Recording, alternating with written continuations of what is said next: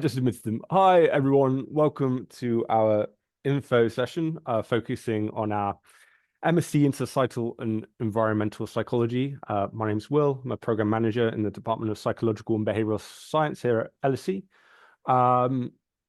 It's just some quick housekeeping. We're going to be recording this session, and it's likely the recording will just be put on our website. So feel free to have your cameras on, but keep in mind, it will be kind of distributed after the session.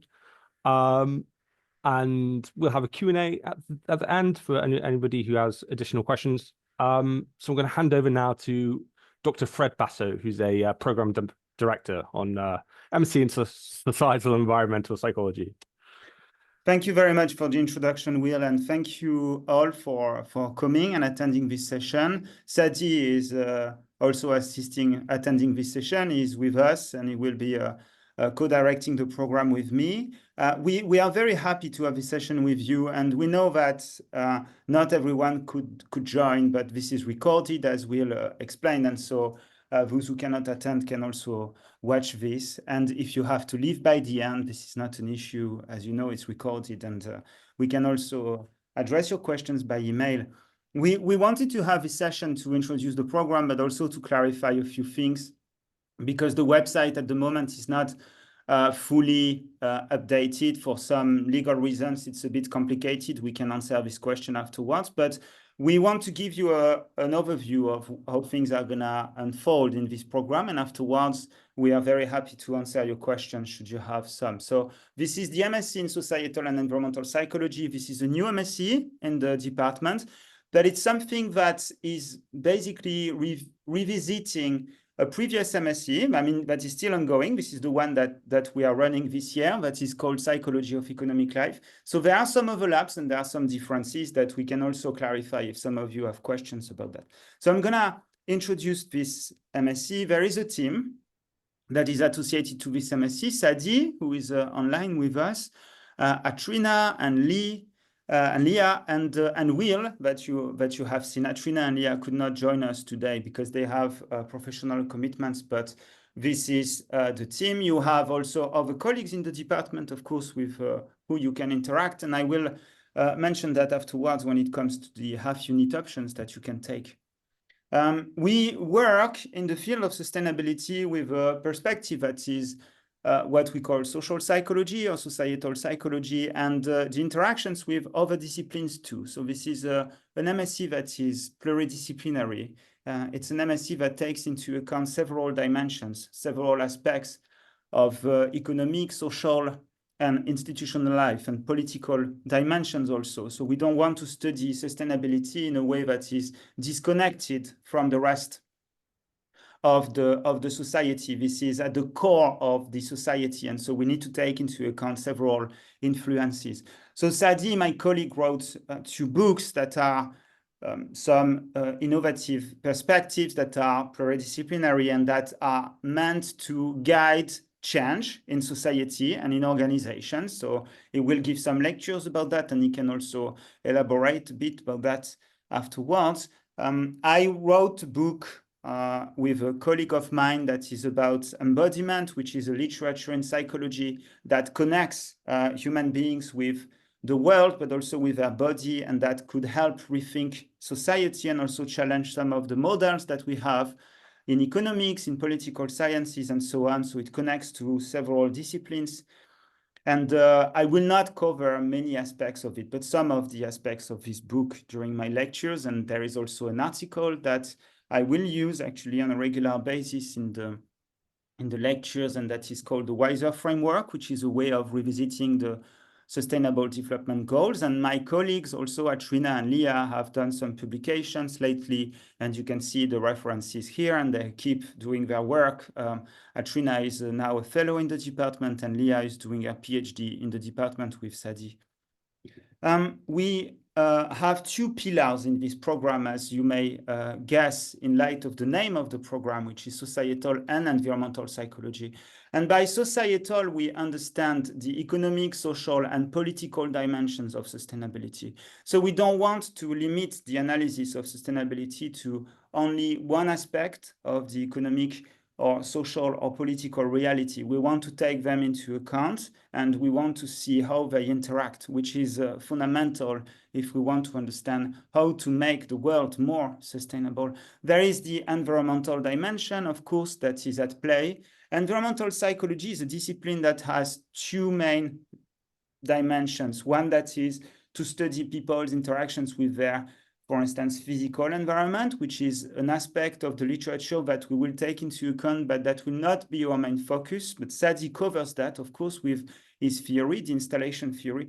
But there is another aspect which is about the natural environment, which is more the sustainability dimension, which is one of our main focus in the lectures. So we study people in interaction with their natural and societal environment. And by societal, we mean the economic, social, and political dimensions, which means that you cannot think of the individual in separation of their institutions and their culture and other aspects of society. So these are dimensions that we want to emphasize and we want to take into account. And we've also perspectives that are cross-cultural and comparative. We don't want to limit only our analysis to Western societies. The building blocks that are at the core of the program, so there are three main periods, times in the program. One is the beginning of the year, that is the autumn term. This is when you have the societal and environmental psychology lectures. So this is called the core course. We are going to be a bit more specific about this. And in addition to that, from September to December, you have the methods lectures in qualitative and quantitative. So we encourage you, and it's actually part of your program regulations, to do qualitative studies and quantitative studies. So you study the two aspects of the method. So we don't focus only on quantitative methods. We want to be very open in terms of methodology, because there is a lot of stuff that you can learn with qualitative studies, and that is fundamental to make sense of the environment and the social and psychological reality. Then we have the winter term, which is from January to end of March, April, which is basically when you can select half-unit options. And we have specific half-unit options that are associated to the program, but that are not mandatory, but of course they are aligned with the goals of the program. And we are gonna talk about that a bit during this presentation. And then you start also your dissertation. There are some seminars that are pertaining to the dissertation, and that lasts during summer term, during which you have to do presentations, work in group, and also do your empirical work, because we expect from you to collect data. This is not mandatory, but you are very much encouraged to do that. You can also do secondary data analysis. So your dissertation is on a topic of your choice. Of course, it has to be somewhat related to the program, but we don't predefine what you're going to study. This is literally your academic year, and we want you to be able to study things that are meaningful to you, and of course that align with the program. And we believe that what is meaningful is aligned with the program, otherwise you will not join us. So the first building block, which is about societal and environmental psychology lectures and seminars, this is a series of 10 lectures and 10 seminars. The lectures are 1.5 hours to 2 hours, and the seminars are 2 hours long. And you are in a class of 15 students, and this is a program that is 32 students overall. So it's a really human-sized program. You have the time to know your classmates and to interact with them during the academic year. We do a lot of activities with our students. And there are two streams in the class. So we teach two different kinds of lectures that are complementary. So myself and Sadi are teaching these lectures. I will teach lectures that pertain to societal and environmental psychology through a series of questions. We will identify the main actors that are the core of societal and environmental psychology. And as you may imagine, if we take a societal perspective, we cannot neglect the role of corporations, we cannot neglect the role of the governments and some aspects like that, so or the groups or the communities. So we will connect the psychology to these dimensions. We will not remain mostly focused on the individual. We want to take a broader perspective to overcome some of the limitations and the critiques that exist in the field about psychology. We will also study the why, so the values. As you will see, values are fundamental to understand societal and environmental psychology, and especially values are a very important predictor when it comes to the protection of the environment. So we will identify the values that can foster the protection of the environment, but also the solutions that they can inspire, because the values can help think about the solutions, and these solutions can be at individual but also more societal level. Then we will talk about the what, which are the needs that we are aiming to address when it comes to societal and environmental psychology. What are the fundamental needs that we have in the society, but also how do they connect with the way we should think about sustainability? So which means that if perhaps there are needs that are not needed, quotation mark, but in a sense that might have detrimental effects and that might prevent others to satisfy their needs. So we will see the interaction and the integration of the needs and how they can be thought together to be able to have a society that is sustainable. Then we study how, which is about the resources and basically what kind of satisfiers we have that are needed to meet those needs. And so those needs are defined societally, they are defined by the collectivity, by the community, and they can also vary through time and through space in different cultures. So these are aspects that we will discuss together and that will help map out the solutions and the way we can encompass and envision a problem and its understanding. And then the where and the when, which is about the limits. You cannot study sustainability without questioning limits. Environmental psychology is also about limits, and we can't think of what it means to be sustainable if we don't ask the question of the limits. So that could be the limits of the planet, that could be the limits to growth, and it's a large debate that exists in the literature and that you will see can be aligned or not with some values that are shared in societies. And so when we will study the question of limits, we will of course take into account some of the historical debates, but also the cultural debates today. Are these limits that we should apply first to some countries or to some others, which raises questions like, for instance, climate justice or social justice, which are dimensions that are fundamental today when we study societal and environmental psychology. So these are some of the dimensions that we will study in the lectures. So with me and with Sadi, you will study another aspect of this, which is to move towards the application. And Sadi, perhaps I'll let you introduce that. Yes, thank you, Fred. And hello to everyone. So in this MSc, we want to teach you also how to change the world and change business models, change behaviors. And so the second part of this first, training during the autumn term is about in groups, how to practically address some real issues. So you choose a case as a group of 4 or 5 students. And then you make what we call a collective essay. That is, you analyze the problem and you propose solutions. And maybe we could go to the next slide, Fred. I think that the best way to understand what we do is to look at what your colleagues have been doing. So if you go on our website, you will see actually all the group essays that have been done by our students in the past. We are proud to publish all these essays because they're all good. And I think you can see here some of the examples of the recent years of things that have been addressed and how to help people choose better meals in supermarkets, how to address pollution by malpractice in agriculture, how to better organize music festivals in order to have them more sustainable and have good impact, how to support aquaculture with real world examples. So in this collective essay, you first learn to work in groups, and then you also learn how to address a case. And you will see that these reports are basically the equivalent of what you would do as a consultant. So that's part of the training we provide, is that when you leave with your diploma, you're actually ready to start working immediately. And this is a very practical asset. And this is something that's very much appreciated by the employers. and by the cohorts that have been before you and that constitute the network of alumni who will actually help you find jobs.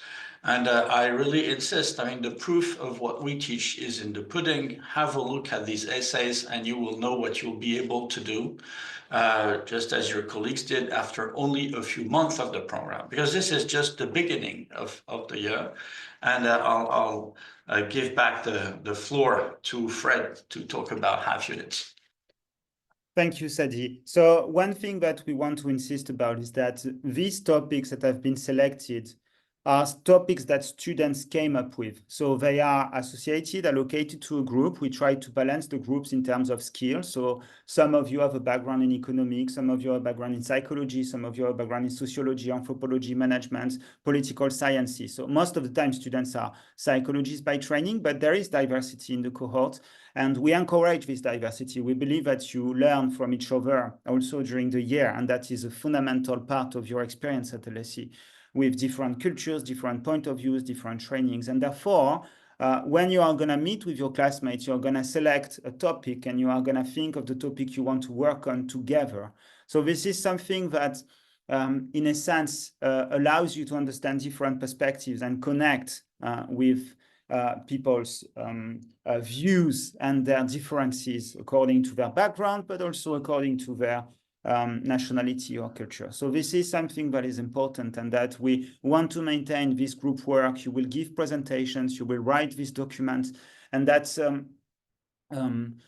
prepares you also for professional life, as Sadi mentioned. In addition to that, during the first term, you have some training in methods. At the moment, it's qualitative and quantitative methods, and there are 2 tracks. So you can select whether you do intermediate or advanced. You don't have to be too worried about the quantitative methods if you don't have very strong training in quantitative methods, because the intermediate is accessible and students do pretty well if you are already advanced in that, but you can take the advanced methods. And we are looking for solutions to have more lectures in quantitative or qualitative methods, more diversity. It might happen next year, but for now we cannot promise yet. So at the moment, what is written on the website is pretty much aligned with what you can expect, at least for next year. And then, as I said, after the autumn term, which is September, October to December, you have January to April. And basically at this time, you do half unit options. And we have a wide range of half unit options that you can select and that are associated to your program. There are 2 of them that have been specifically designed for you. And that you can already see the content of consumer psychology for sustainability. So if you click on the webpage for societal and environmental psychology MSc, you see a link and that could lead you to that page. And here, basically, our main question is how can we leverage consumer psychology to solve our sustainability problem? So this is an approach of sustainability of consumer psychology that goes beyond the classic techniques in marketing or management. It connects to a large literature. Consumer psychology is quite open. And the purpose of it is really to improve the business practices. And so you will be studying, actually, you will be working on a memorandum. So you have to write a short essay that is 1,000 words long on a problem that pertains to consumption. And you have to suggest solutions. And afterwards, you write a theoretical background that is supporting your solutions. And so basically, when you do this, it forces you to apply what you learn as a concepts, but also to select a topic of your choice. So many students take topics that are pertaining to industries when they want to work later. And they can use this work as an illustration of their commitment, of their interest for that when they apply to a job position. And we have several students in the past who emailed us, and we show these emails on a regular basis to our students when we introduce the program and the half units to show that this is work that you can clearly use for your professional career in the future. The other half unit that we attach to this program, and once again, this is non-mandatory. These are just the 2 half units that have been designed for this program. They are open to other students in the department and also in the school, but of course, we give priority to students who are in societal and environmental psychology. And this is societal psychology of economic life. So at the moment, what you see on the webpage is not up to date. It will be updated in May or June for several legal reasons. But basically, it's going to evolve a bit. And the key question in this half unit that I am leading is how can economic, social, and political psychology inform transformative change from growth to post-growth orientation? So those of you who are interested in the literature on sustainability, you probably have seen emerging a trend that is about post-growth and the fact that economic growth today might not be enough to bring happiness, but might also have a negative impact on the planet, given that decoupling is not really happening, at least not absolute decoupling. So therefore, there are side effects that are associated to it or positive effects that we do not see coming anymore. And so there is a trend in the literature about post-growth. So what we are going to study is the way we can move or the transformations that are involved by this move from growth to post-growth in the literature and also in terms of practices. This is more and more documented now with managerial practices, some psychological dimensions. Think about topics like sufficiency and voluntary simplicity, resistance to consumption. These are several dimensions that are well documented today in the literature and that we will cover. And what we want to do in this series of lectures, what I want to do with you, because I am in charge of this half unit, is to apply the Sustainable Development Goals and to apply them to cases and to find solutions. So when we do that, we use the WISER framework that I have developed with a colleague of mine and that I am working on further development, which is well-being, inclusivity, sufficiency, empowerment, and resilience. And these 5 dimensions can come together to think about business cases or real-world situations, whether they are for-profit or non-profit or institutional issues, and how we can move towards something that is somewhat post-growth, which means like sufficient to some extent. So this is the main narrative for this half unit. Of course, I can answer your questions and Sadi also about consumer psychology afterwards. Then these are not the only half unit options that exist and are associated to the program. You can see plenty of them here.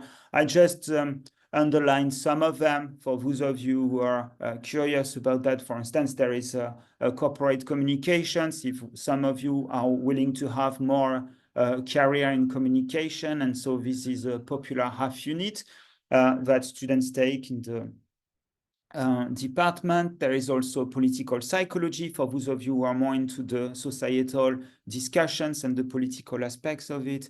There is a half unit that is about behavioral science for planetary well-being that is led by my friend and colleague Ganga Shredder, and so where it's complementary to our view. So you have something that is, it's not societal psychology, it's a bit different in terms of perspective, but it's very complementary to what is done in consumer psychology and societal psychology of economic life. And another half unit that I highlight here is crossing borders, which is about moral psychology.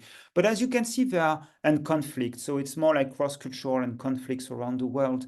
And these conflicts, of course, could pertain to societal issues or to sustainability issues. But as you can see, there is more to this. You have happiness, organizational life, organization and identity, science, innovations, and the human future, and so on. So you can navigate the website, the web page, and you can see that basically these are the half units that are offered. So we have 2 half units that are directly attached to the program, other ones that are related to it that you can pick up amongst these ones. And once again, this is up to you. We are very open for you to select the half unit that makes more sense to you. For instance, planetary well-being, some students take also artificial intelligence and so on. So there are many things that you can select. Then the dissertations. And So when it, Fred, sorry, I can just add one thing. We just showed you here the half units that are taught by the department, but you can also choose among the hundreds of other half units that are in the LSE menu, if I can say so. Yes, absolutely. So some students also take half units sometimes in sociology. There is a program about cities. So students in the past took this half units, which is more about designing more at the local level. So it's a political and local level for cities, for municipalities. You have some work, some lectures also in anthropology and sociology of consumption. Political sciences, so many things. These half units are in other departments, so it doesn't mean that you are given priority, but students generally manage to get a seat. You need to write a proper statement and sometimes to book an office hour with the teacher who is in charge of it, but they are also open to you. When it comes to the dissertations, we basically ask you to collect data on a topic of your choice that is aligned somewhat with the program. We are quite open-minded with our understanding of sustainability. If you are more into health issues, for instance, we are also happy with that. And you can do a qualitative study or a quantitative study. It could be a survey, could be an experiment. Most of the time, if it's an experiment, it's an online experiment, but some students in the past did also field experiments. Some students collaborate with organizations to have access to their data. Sadi is running a big series of studies at the moment with an international team, and students can also join in and analyze data with them. So you have a lot going on. These are some of the keywords of dissertations that have been done in the past. We have plenty of dissertations that have been done, but they were already oriented towards sustainability. So as you can see, topics like deconsumption, group polarization, post-growth, charity donation, social entrepreneurship, corporate social responsibility, local currency, social exclusion, utopia, which is a topic also that is now more popular in psychology, eco-villages, degrowth, climate quitting, students who do not want to take some positions in organizations or leave them because they are not aligned with their values in terms of sustainability and protection of the planet, gender equality, some dissertations that use feminism and feminist literature, circular economy.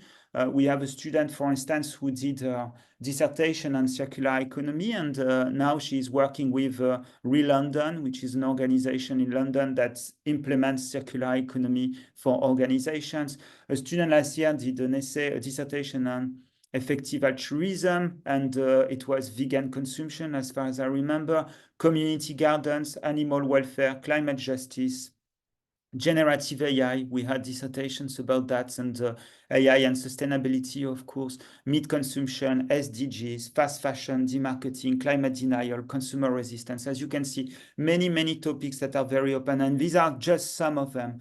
We could not put everything, but it's to give you an illustration.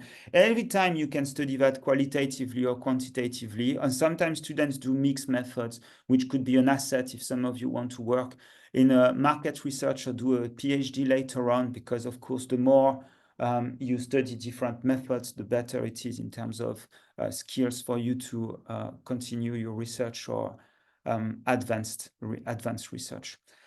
We have also a LinkedIn. At the moment, it's called Psychology of Economic Life because this is still the name of the program, but next year it will be added societal and environmental psychology. So you will have the LinkedIn webpage that you can join. It's a private group for the moment. You have more than 220 students who are in this group. And these are basically alumni from our program that we know. Some of them are working in London, some of them are working in other places.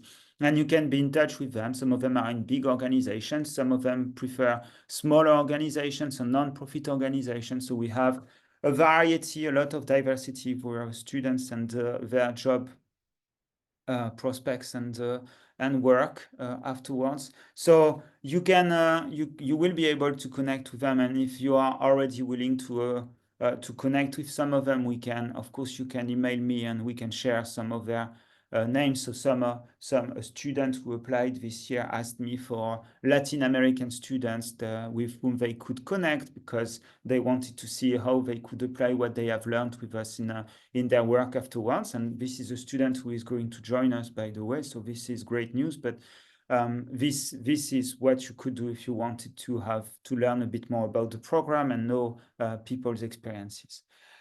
This is it for the presentation. I'm sorry if we have been too long. I don't know. Yeah, it's fine. It's just half an hour, so I think it's okay. It's fair. And if you have any questions, we are very happy to answer them. Of course, you can ask them now. This is recorded, so if you don't want to see your face online, then you can just turn your camera off, or you can write in the chat. And Sadi and myself will be very pleased to answer your questions, or Will, of course, who is associated to the program. Thank you. And please do not hesitate with your questions. Hello. May I ask a question? Please. Thank you. My name is Miki, and I'm currently applying in your course and awaiting a decision. And I have two questions. And one is in terms of like dissertation, and you mentioned students are able to collaborate with organizations to collect the data and analysis. But my question is, how can we connect with organizations? Like, is there any support from LSE to make a connection with organizations? Or so yeah. Thank you for your question. It's a very good question. There is a network that has been created in the school, and I think it's the LSE Life that is in charge of doing that. And Will, you can correct me if I am wrong. And so basically, some organizations are willing to collaborate with students, and so they put their name forward and they say, oh, you can contact us, and we have some projects you can work on. So that's the first thing. Another one is that if you want, you can also, and actually you will be very positively surprised, you can also write to people who are in charge in an organization and say, look, I am very interested in what you do, and I am willing to collaborate with you for my dissertations. And we have students who manage to do that. So it's absolutely possible. Another thing that should not be neglected is also at LSE, there are some opportunities that are given to the students. So it's not for your dissertation, but there is a program that is called Change Makers at LSE. And so basically you will team up with students from other departments, so from anthropology, Gender Institute, finance, accounting, economics, whatever, and you address an issue that is related to LSEs, for instance, I don't know, the underrepresentation of some minorities in the school, and you will suggest some solutions, and you might have a prize and things like that, do presentations. So it's also possible to do this kind of intervention within the school. So there are partnerships or the possibility to work with organizations out of the school, and also some offers that are made within the school, so with LSE as an organization. Okay, I am hoping it answers your question. I know you have another one, but I think Sadi wanted to ask something. Yes, I would say that very concretely, this happens during the dissertation. You see, seen from organizations, whether corporations or NGOs or governments, you guys are a fabulous opportunity of having a smart young person working for them for free for basically 6 months and doing the dissertation, and being supervised on top of that. And so a lot of students would have their company of choice, or we choose one with them depending on their topic, and then they get in touch, say, I'm from the LSE, I'm working on this, would you give me access to your fieldwork, right? And in the end, they get a very good, I mean, it's rare that people refuse this because it's an opportunity for them. And so you get, in a way, you kill two birds with one stone, because you get material for your dissertation and you learn, but you also get a lot of network and contacts. And quite a few of our students have been working, for example, one specific topic, which is a bit different from what I just said, not with just one company, but taking several as cases for the dissertation. and then they make themselves a network in the topic that they're interested in. So that creates an asset for them for finding jobs. And once they found a job, they already have connections with quite a few people on the same domain and topic they're interested in. Mickey, you had another question, I think. Yes, that was super clear, and I'm very excited to your dissertation project, and thank you so much. I only have one question, and so I found the all half unit is very fascinating for me, and so the student have a right to observe the class even though no registration, like we only choose 2 units, I guess. So Yeah, they can audit. You can take only 2 half units that will be marked where you have yes, the dissertation, sorry, the essays, but then you can just write an audit. So that means you will listen to the courses, but you will not go to the seminars usually, but you can attend. I mean, we have usually classrooms that are big enough to have people who audit. You have to ask the permission of the teacher, but for example, I never refused somebody auditing. You can also, if you want to audit lectures and there is no room in the room or it clashes with some other time commitments that you have, these lectures are recorded, so you can always catch up and watch them afterwards if you want to. The recordings are quite good, especially since COVID. We had like a huge refurbishing of the recording sessions, so now it's recording techniques. So now it's quite well recorded, so you should not miss a lecture. You have the video, the sound, and you can see also the slides, so you can follow the 2 of them on the same screen. It's all good. It should work fine. And all the lectures are recorded. Yeah, the lectures are recorded. thank you so much. That's perfect. Thank you so much for your time. You're welcome. Do we have more questions? Perhaps in the Hi. chat. Yeah, Hi. my name is Sinead and this is Mine. We currently have offers to do MSc Social and Cultural Psychology, but this new program is definitely something that I want to explore a bit more. And I was just wondering, in your view, compared to maybe other psychology master's programs, do you think this master's program takes a more applied approach, which is kind of the impression I get? And do you think people who pursue this master's program are more geared towards pursuing like work in organizations versus perhaps like pursuing research, or do you think it's still quite mixed? Thank you for your question. It's very relevant. The program is meant to have applications. So we want to connect the theory to practice. So you have, for instance, this collective essay where there is a direct application. You can, even if you want, contact organizations, run interviews with some of the managers in the organization. Some students did that in the past. It's not mandatory, but you can do that and come up with solutions. In the past, we even had students who gave presentations that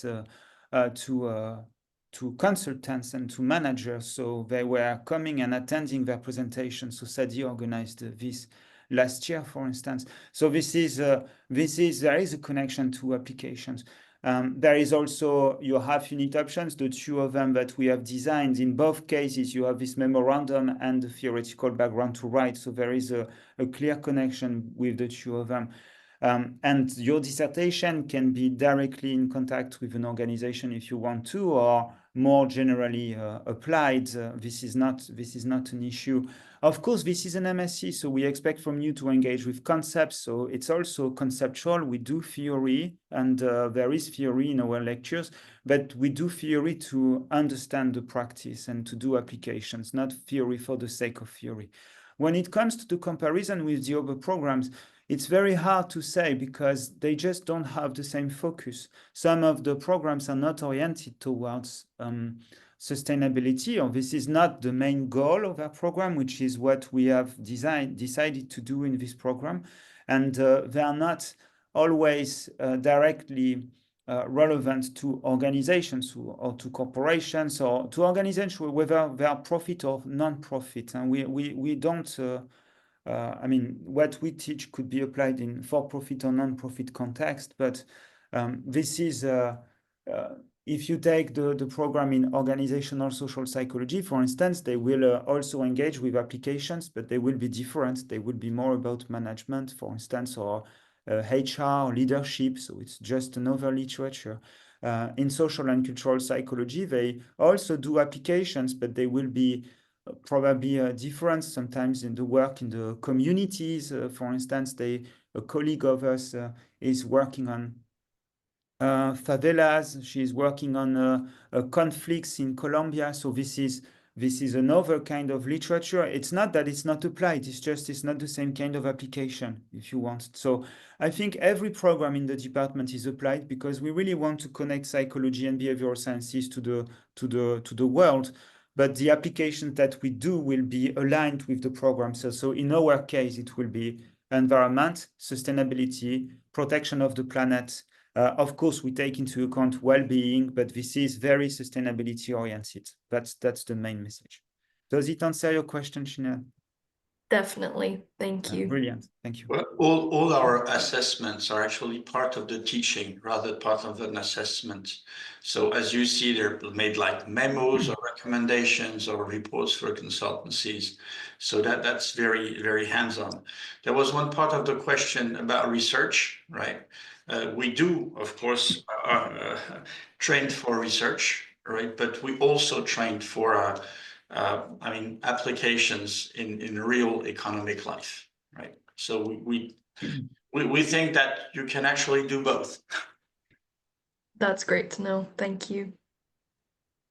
But we like theory. Huh? If some students like theory, we do like theory. You can have a look at our books and our work. We do engage with it, but we want to connect it to the world. It's a theory is a tool to understand the world.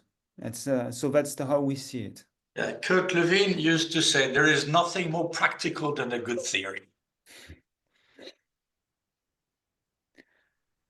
Do we have more questions? Perhaps in the chat. I don't know if I can see the chat, but Will is probably monitoring the chat. So nothing in the I have a question. Yes, please. Yes, please. I'm just curious, is there a like a character trait that you guys notice in students that you have, or like a common character trait with like students that find success like after or within the program? Is there like one thing that you would point to as like if you have this something, maybe you'll find success in this program, or you will enjoy this program? I will say, I mean, we love our students. They're great. So they are very curious, very open-minded, and they are willing to do things. They want to learn. There is like this willingness to learn and to discover new things. So there is a sense of you will see if you join the program, there is a sense of community in this program that is quite strong. We do many things together. We have activities, but the students, because they do the collective essay, but we also go, for instance, we start the academic year. We generally, this is what we do now for 3-4 years. We go to Kew Gardens together. That's the first social event we have together. And that's a place where students start connecting with each other. So there is a sense also of community. So I will say like there is a connection with others, learning from each other, because there is a huge diversity in the program in terms of origins and also backgrounds. And there is a curious open-mindedness and willingness to also to challenge themselves. And most of the time students come with, they are looking for some intellectual and practical challenges, and they really embrace it. And I can see that they have submitted their dissertation topics yesterday, and I can see they are very ambitious. Some of them are too ambitious for a dissertation. So we will have to say, well, you just have 6 months, you can't just revisit the entire history of thinking, but there are things like that are coming generally. But you will observe that in the other programs too. I mean, it's a program where there is like a strong, open-mindedness. And I think part of the training that you do is that you also learn how to learn, because the program, as Sadi mentioned, the assessment is part of your learning, because when you do the assessment, you also have to go beyond suggested readings, which is part of your critical mind. The purpose of an MSc is not only to train you to be the best practitioner ever, it's also to to be a citizen and to be able to appreciate science, to be critical, to understand how things are constructed, how they are made, and what it means when you read data, when you interpret a case study. So these are some dimensions that you will learn also. So this is part of the training and the assessment. So there is this willingness to learn and this ability then to learn by yourself. So that's very much part of what you leave the program with. Okay, I am hoping it addresses your question, Gabriel. It's actually difficult to answer. I knew that was kind of a borderless question. You did a very good job. Thank you. The thing is, it's not just that we also select students. I must say. I mean, it's a rather competitive program. We have lots of applicants, and so we have enthusiastic students, and we select change makers. We want to empower people to change the world, right? When you come out with the LSE diploma on your forehead, I mean, this is a very good, ticket to get a good job. And most of our students acquire pretty quickly power positions, right? And we want people who use these power positions to change the world for the better. I mean, that's the idea of LSE. And so when you are in the cohort, you find yourselves with people who are very good, open-minded, curious, but who also want to change the world. And that's what our alumni are trying to do. And this is why it's so pleasant and enthusiastic to be in those cohorts, because all these guys are not just there to get a job. They want to do something. They want to make the world better. And that's nice. Yeah. Yeah, sounds like a great environment. It is. Do we have more questions? No pressure to ask questions if you don't have more, but feel free to ask. We are very happy to take any question. Yeah, hi, sorry, it's me again. I just had one small question about whether the MSc program you're on kind of affects the sort of supervisor you're able to work with for your dissertation. Yes, so we for the dissertation allocation, normally that's the principle. You are allocated to people who are associated to your program. So for instance, your program, there is Sadi, myself, and Atrina. So one of us will supervise your dissertation.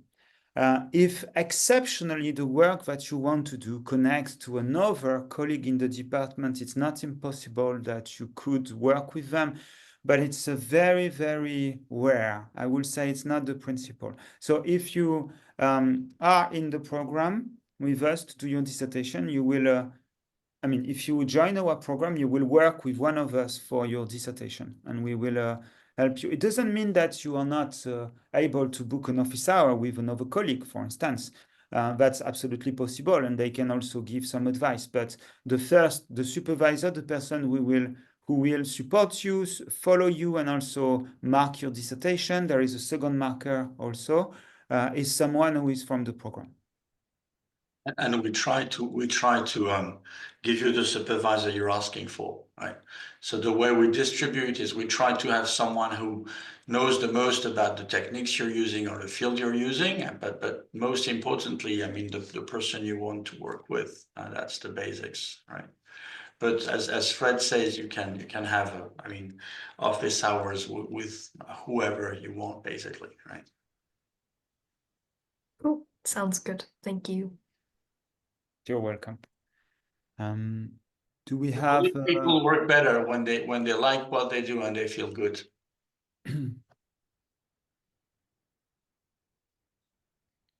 Brilliant. If there is no more questions, then we are happy to close this session, but please don't hesitate to email us if you want to. At the moment, the webpage of the program is still linking towards, for instance, the core course as Psychology of Economic Life Economic Life instead of Societal and Environmental Psychology. It's not that there will be like a radical change in terms of content. Some of the lectures will remain similar, but some others are going to change, and especially the ones that I presented. So you will know exactly the content, I mean, which will be aligned with what we mentioned today, but it will be advertised in June. It's just for legal reasons. It's that the school does that for every program at the same time. It's not done in a kind of a scattered way. It doesn't work like that, so, or staggered way. So we will you will see that in June, probably, but it's consistent with what we said now. So there will be no. We changed the name of the program, but we didn't massively change the content. We just wanted the name to reflect better the fact that we have always been very oriented towards sustainability, as you can see with the links. My suggestion would be have a look at these essays that are online. We're proud of that because I don't think any program has the guts of publishing everything the students write. This is a proof that they're all getting, you know, to a great level. But this also shows you the kind of spirit we're in. We're pluridisciplinary, we're oriented towards change. And as you will see, we're cutting edge in terms of theory and research methods. I mean, this department has been rated, we shouldn't believe too much in those league tables rating, but as the best in the UK, and you know that, and LSE is a pretty good school. And I don't want to say that the teachers are fabulous. This is for you to say or not, but what I can say is that the students are fabulous. We have, I think, a question in the chat. But it's Will who is sharing a video. Okay. Yeah, it's just our video that we made a few months ago now that just kind of gives a good overview of the program as well. It's only a few minutes long if you have the time to take a look. Absolutely. And if you want to know more about because I suppose and I hope that you're looking at different programs before you make your choice, because this is an important choice for life, and it's also very costly in the UK programs, as we sadly know. And I really encourage you to have a look at what we've been doing, read our books, read our papers, discuss with the students that have been doing the program on LinkedIn. And so you know why you're there, and we know why you would, but you don't yet have the information. What I can say is that people seem to be very happy with the program, but this is something that you should check by yourself before you come, because that's an important decision. On these words, I think we can close this session. Thank you very much for coming and for your questions. And we will be very happy to read your applications and of course see you next year if you decide to join us. Thank you very much, and have a good afternoon or a good day.